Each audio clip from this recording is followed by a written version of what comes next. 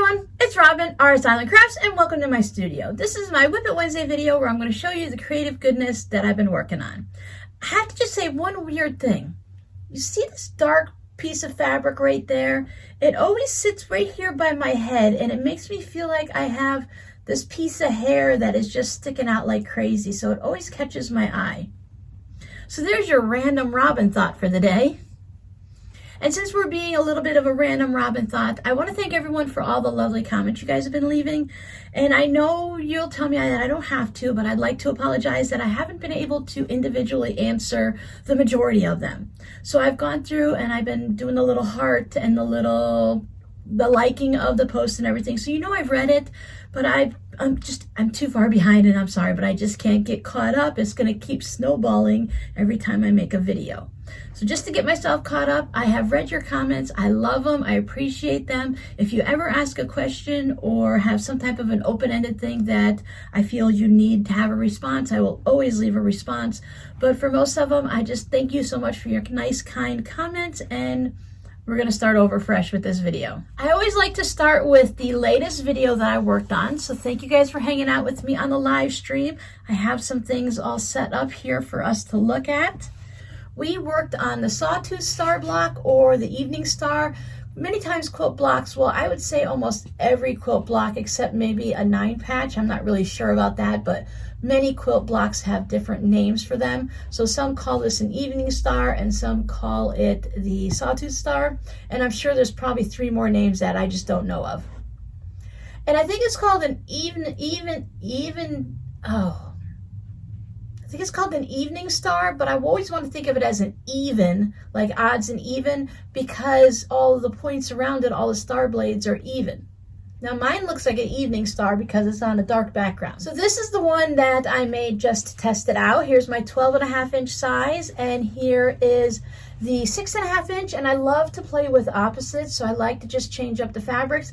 It's only 2 fabrics, but you can make an entire quilt with various sizes, 6.5 inches and 12.5 inches, and just change up the order and where you put your fabrics.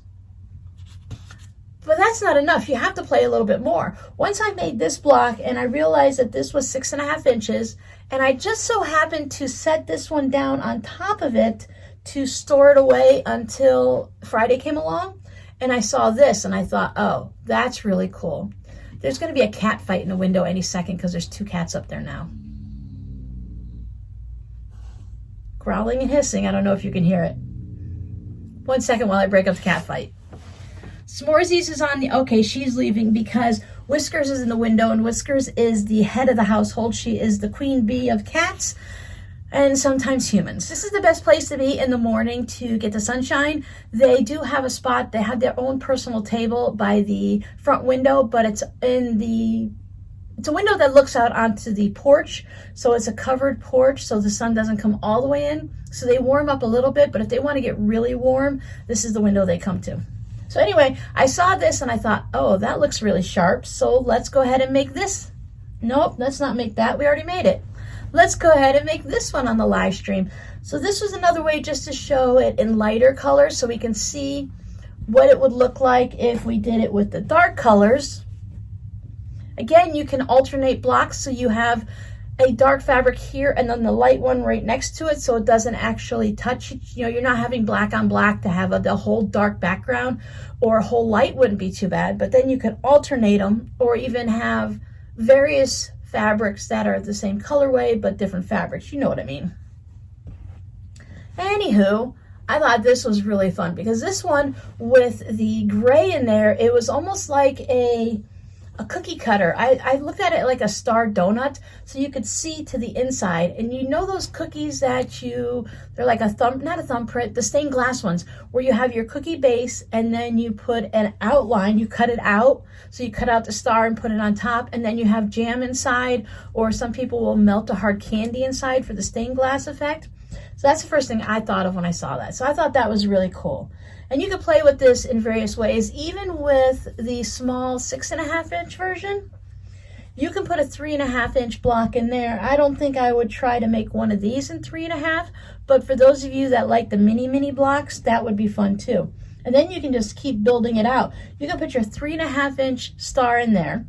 Then you have your 6.5-inch block, and then you put it in there. So it would be that when you see them on TV, when they're looking in a mirror, or if someone's watching the same person on TV and they're seeing themselves in the TV, I think that would just be a really fun effect for those of you that like to have a little bit of a challenge and play with the smaller blocks. I like a good challenge, but I really don't care that much for the small blocks. They get to be a little bit too fiddly. For me, it becomes very particular, very specific. You have to have the perfect 1/4 inch, or usually at that point you're using a shorter, a less of a 1/4 inch, just a couple threads less, just to get it to work out right. S'mores, she's just so dramatic now. She's like an old lady. Whenever she lays down, she makes that noise. She goes, oh. She makes that like weird purring, sighing sound. Poor thing, she's 6 years old. So for cats, that is getting up into the older age. When I buy their senior plus food, it's 7 and up. So let me see. S'mores is 6, Mocha is 8, and Whiskers is 10. So I do have all older cats now. I continued working on mug rugs with my patrons. This one has a little pocket here in the corner, so you could put a tea bag or a gift card or something like that. So if you're giving it as a gift, you can go ahead and pop that in there.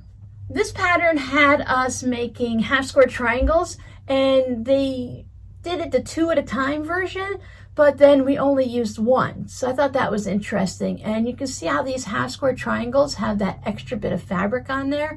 I wanted to use the orange and the yellow and the white to go like candy corn colors because of the way these were. But that gave me extra half square triangles. So I went ahead and just added in some solid fabrics and some more whites. And I came up with this mug rug. And of course, projects like this, anything that's gridded, I love to do that double on either side of the seam quilting to make it into that grid work. It just really disappears nicely in here if you use like the white thread on this, is what I did. So nope, I used yellow. Yellow isn't as stark and as bright as white, so when you use a pale yellow on something like this, it does tend to blend in. When I look at it in my face right here, I can see it on all of the colors, but from a short distance, as if it was sitting on the table and you were looking at it, you probably wouldn't notice exactly the yellow thread, unless maybe you're a quilter and it's something you look for. Oh, one more thing. With the sawtooth stars, I forgot to show you, I had these all set up and ready to go. We had a lot of, on the 12.5-inch size, you get 8 of your bonus half square triangles when you do it. So since I made 2 blocks, I now have 16 of these bonus half square triangles to use in a future project. So imagine, I was telling them during the live stream, imagine if you made an entire quilt with a 12.5-inch size. Even if you only used 12 blocks, that's going to give you enough half square triangles to make a bonus project with, definitely. You can make a lap quilt, even if you had to add in maybe some solids that you didn't use in here, either full-size squares of either color, just to beef it up a little bit if you need to get it to a larger size, or you can play with it and put some inner borders and outer borders. When we made the 6.5-inch version, I threw away the little points. They were so small that they could be used for a fun art type project, but to just turn them into half square triangles, I think they would, for me, they would have been too small. I don't know, maybe they were 3/4 of an inch or 1/2 inch or something. Anything smaller than 1.5 inches is just too small for me. But these squared up to 2.5 inches. We do this on purpose. 2.5-inch half square triangles, we make those for projects on purpose. So to be able to get these as bonus half square triangles, I thought it was a really important thing to go ahead and save these. Now I haven't turned them into anything, obviously, because I just haven't decided what I'm going to do. I do have I don't call it a dream because it's just a half square triangle quilt, but I'd love to make an entire quilt out of 2.5-inch half square triangles. And I have a pretty good start on it. I have my little bin that I showed on the live stream of my half square triangles. I think I showed it on my live stream. Pretty sure that's where I showed it. After a while, you make too many videos, you can't remember what you showed where. But yes, I saved them. I worked on another WiP. So this is the little mini quilt table topper, table runner. I made it in My thoughts were for another sewing machine mat. I was just trying to get a bunch of sewing machine mats into the shop so you guys can have an options of choosing them if you'd like them. But they are really just a mini quilt or a table topper. On the back was this fun fabric. It's a purple. It does look like it has some bleach spots on it, or it's faded, but that's done on purpose. These are all little stars and little white dots, so this is a purple sky. You can see I chose a white binding all the way around. I thought with all of the whites in the different fabric prints, that the tropical prints, that it would be nice to just give it a little white border. I'm still using the single fold binding on it just because I find it just so much easier when I do go back to the original 2.5 inch or whatever double fold binding, that whatever size you use. I find that it feels very clunky and thick, and for these smaller projects I definitely use it on the mug rugs, but I've been finding that the project like this, a mini quilt, still needs to have a thin binding for me, and it just works, so I keep using it. And in my WIPs bucket, I still had enough of that tropical fabric for 2 more projects. So I made a small tote bag and a large tote bag. This definitely reminds me of going to the beach and stuff like that, nice sunny summer days. And maybe you just want to go around town, or maybe you want a mother-daughter or a grandmother-granddaughter or something like that. So here's a nice smaller tote. Everything you're seeing today as finished projects is going to be going into my shop. I know with the amount of videos I have to make between now, Monday morning, and by the time you see this on Wednesday, that none of this is going to get listed. The mug rugs are actually in the shop, but I know I won't have time to photograph and get all of these uploaded. But if you see something you like, as usual, you can just email me and you can go ahead and let me know you like it, and I'll put it into the shop real quick for you. I went with, again, the white fabric on the inside because it just felt like it needed something light and fresh. I have the Welt Pocket. I'll turn around the big one so it'll be easier to see. I did the same thing with both of them. I have this aqua-y colored fabric that I put on there. It's my usual quilted, so it does stand up all on its own. I did the diagonal quilting. This one, I didn't do the tight matchstick. It looks like I did it about a 1/2 inch apart. There you can see a little bit on there. I felt that for this smaller bag, that I wanted it a little bit squishier and that it didn't need to be so intense with the quilting. I shortened the handles up just a little bit to make it match the bag. But look at that, I just love the way these stand up. So here's on the bigger version. Now, even though I did the matchstick quilting and it's about 1/4 inch apart, this is still a very well quilted, squishable, lovable bag that you can fold up. I actually fold these up and mail them in the same little aqua envelope. So if you ever received an order from me, I do fold this up nice and neat. The thing is with shipping things is if you use a larger envelope, once it gets over 12 inches, the post office starts charging you more. So it doesn't matter if I fold this up and I make it to be 12 inches or less, and let's say it ships for $5. And if I don't fold it up and I were to just ship it like this, and it's over 12 inches, they're gonna charge $8 or $10 or $12, even though it's the same weight, going to the same place and everything like that. So hopefully everyone understands that when you get something like this, they come out of the mail, you can just go ahead and let it breathe. And of course, if you have quilts and stuff, you know it's quilted, everything can be washed, popped in the dryer. You can just hit it with a little steam iron and everything comes back nice and neat. I do store them so that they are in a Rubbermaid tub.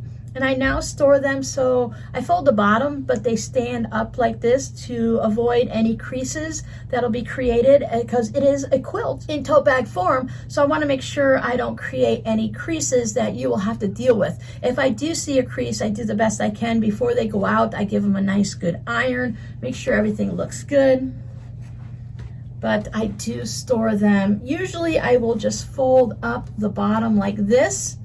You can fold them together, but that gives you extra bulk in that one spot. So if you want to store it on the shelf or something like that, I just go ahead and you can put it like this. I used to store them this way, but now I store them this way. Gives them more room to breathe. Let me show you the inside. I still did my usual. I feel for the totes of this size and this size to sew the bottom in so that it doesn't come out when you're pulling out beach towels or something like that. I don't know if you can see. Can you kind of see? This is a white on white. This is that wood grain look I just recently ordered from Joann's. So we have a tassel, of course. Here's our zipper pocket. And I've been trying to, I always try to tweak the pockets and stuff like that. And I've been finding for the zipper pocket, this is based on the size of the zipper I have, of course. So this has a nice, wide enough to get your hand in, but it goes all the way to the bottom. You can see my hands down here. So while it's not super wide this way, you do have a lot in the depth. And because I make this pocket deep, I like to make the Welt Pocket a little bit shallower. Same fabric, it's a handle fabric. This is really a pretty fabric. All right, can you kind of, let's see, there you go. You can kind of see it down here by my pinky.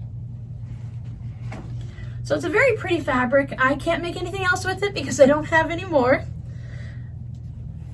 Except I think I have some scraps, but nothing. I know when I made the handles for this bag, I used up the last of my yardage pieces. But it just goes down to about here. So this way you can either put your keys or your chapstick or something in there. If you want to get your glasses out, your sunglasses out real quick. Maybe if you want to put some little snacks in there. So that way you can grab that quickly. But this one is also got plenty of room to put your cell phone and your keys and maybe a little small wallet that you're taking with you to the beach or something like that. I try to take as little as possible when I go to the beach. Less chance for a lot of things to be stolen or lost.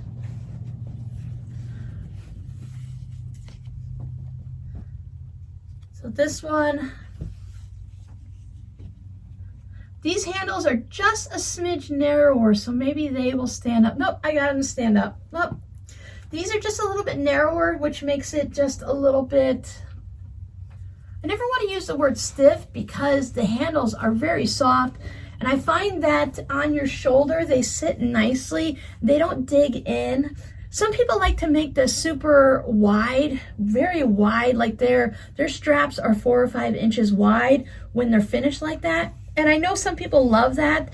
And I don't really care for a super wide strap. And I don't like the aesthetic look of it just doesn't look quite right to me. It doesn't seem to have a nice balance. But if you ever want me to make you a tote with a wider handle, you know I'm always willing to do that. So I have 2 things left, and in between working on things, a couple of minutes in the morning and in the evening when I'm just sitting there watching TV, I have my little basket here. I keep a basket, my scissors, and these are my snowflakes that I've been working on. So I have blues and whites and variations thereof. These are the ones I have 64 of them cut out or traced out onto heat and bond that I'm going to be making into fabric postcards for the winter holiday season. When I send them out to my patrons and if I swap them with you guys and stuff, I don't like to always make Christmas because I never know who I'm sending them to, and maybe they're not into Christmas, and I don't want to, you don't want to push Christmas on someone who isn't really interested in decorating for Christmas or who doesn't celebrate it. So I try to go with the feel of it. Like I'll do a winter tree or something like that. I think that's what I did last year. So it gives you that feel, and it gives you the feel of winter. And I know some people that I received these aren't having winter in December, but so maybe if you're really, really hot in the summer, that you might enjoy having a little bit of, I can't grab the snowflake, you might enjoy having a little bit of cold during the summer. Now I am saving the cutouts. I am just cutting them in one spot, and there's heat and bond on the back of this. So I thought that this would be fun to use as a reverse applique on some other type of project, maybe a coaster based on the size. These are These are 3.5 inches. So I thought maybe to bulk it out, put a wider piece on it to create a little bit of a border. So whatever fabric goes underneath. Now with the blue, I could do white, and with the white, I could do blue or whatever, but it might be fun to make coasters. So I have 64 of these or 62 of these or something like that to cut out. I've only done 23, but I have time. And that's why I'm starting it now, because I knew that this would be a time, to take a lot of time, you know. I could just spend one afternoon and sit here and just cut them out, or all day and just cut them all out and be done. But then I'm going to lose an entire day to something where I can take 10 minutes in the morning and a half hour in the evening and eventually just get through it. I have one more project for you guys. If you've been here with me for a while or you've been wandering around, I put a link to this recently, the video I did for the Red Quilt Company. Yeah, I think I got that right. If I didn't get it right, I'll put it down below. But the Red Quilt Company, they're over on Etsy. I think they're an Australian company, and they do all kinds of fun, bright and colorful, and not childish that it has to always be for children, but kind of childish looking things. And you'll understand a little bit maybe when I show you these. They're just fun. I made these before in a couple of videos, and I showed how to do mug rugs and how to stitch down the applique and put the binding on and all that. And I just decided I wanted to make some more. So I am making these mug rugs, and I want to give out a huge, huge thank you to the person that sent me a fat quarter of this background fabric. I was able to get the 4 mug rugs out of this that I wanted to make. It's a dark blue with light blue splotches, and it's got silver stars on it. And I thought that was just really cute. So here is a reindeer. He has his little polka dot scarf. He has a star, and everything gets either fuzzies or something on it. There's always threads on everything. So there's that. It's not stitched down. I've only just put them down onto, I just, activated the heat and bond. So here is a snowman. These are all from one pattern. You can find it in the Christmas section of their Etsy shop. You know how you can do little sections and stuff. This is in the Christmas too, but this one is a Santa sack. And even though it's not a sack, I'm turning it into a mug rug, I thought that was an excellent Santa pattern. Can you see how it has that fun, colorful, childish look? But it's not like just for kids. Any of us can enjoy these. And I like this type of stuff. I like this type of decorations for Christmas and Easter and Halloween and stuff. This is the type that I'm drawn to.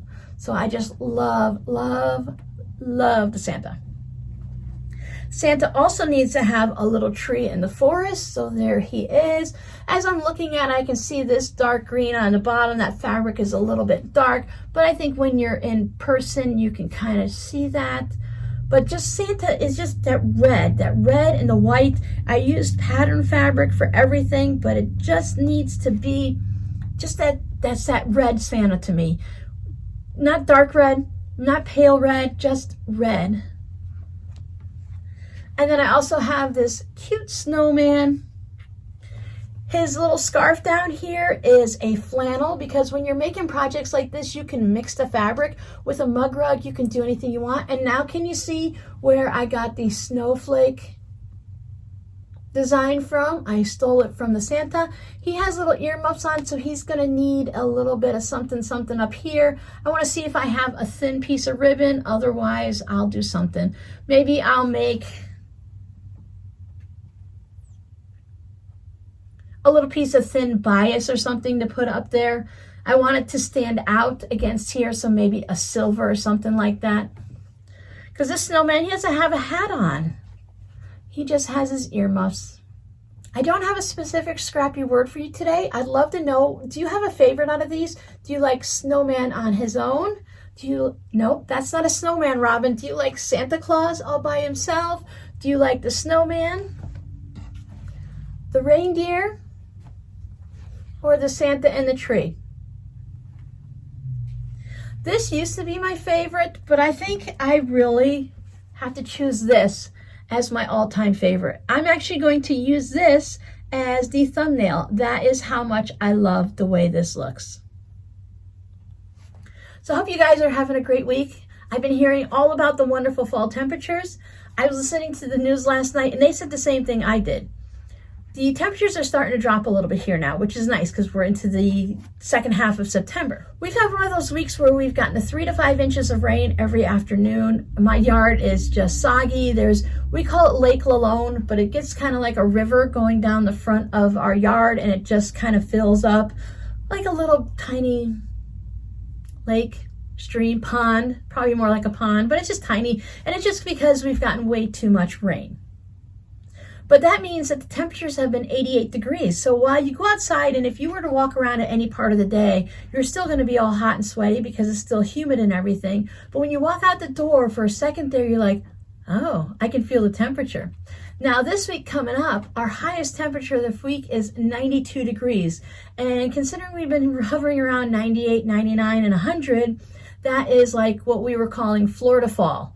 I said it the other day. I'm like, oh, Florida fall, it's here. And then I heard it on the news last night and I had to laugh. It was like 10:30 at night last night and I'm laying in bed laughing like a lunatic because they called it Florida fall too.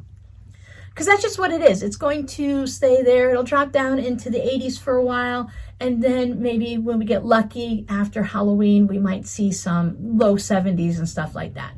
But that's just what it is to be down in the southern part of Florida. A little ho, ho, ho to everyone, and I will see you guys next time. Bye.